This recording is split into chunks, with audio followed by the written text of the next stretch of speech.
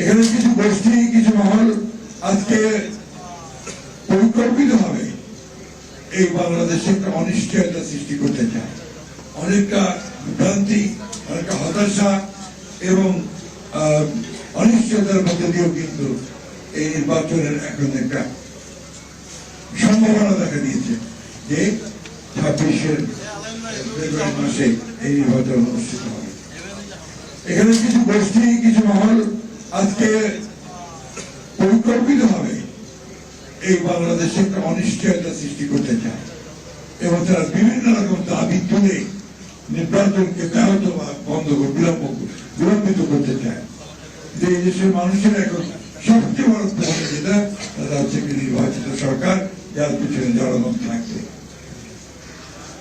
আমি আপনাদের কাছে এইটুকু আহ্বান জানাবো সমস্ত রাজনৈতিক দলগুলোর কাছে যে কাল বিলম্ব না করে নির্বাচন প্রক্রিয়াকে সমর্থন জানিয়ে এই দেশের মানুষের তাদের যে আপনার যেটা তাদের মত ও তাদের যে বিশ্বাস সেখানে এই নির্বাচনে অবশ্যই অনুষ্ঠিত করে তাদের প্রতিনিধি সুযোগ সৃষ্টি করে দেওয়ার জন্য। অর্থনৈতিক অবস্থা দিন দিন খারাপ হচ্ছে, নির্বাচিত সরকার না থাকলে আরো খারাপ হবে।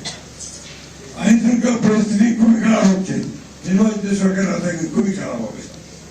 আগামীকাল ফ্যাসিস্ট হাসিনার গণহত্যার বিরুদ্ধে যেটা ট্রায়াল হয়েছে রায় বেরোবে, এই নিয়ে একটা চরম আপনার একটা বলা যেতে পারে যে একটা অনিশ্চয়তা, একটা আতঙ্ক সারা দেশে বিরাজ করছে।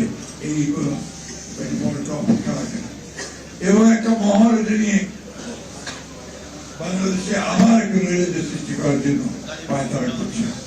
আমাদের আজকে রুখে দাঁড়াতে হবে।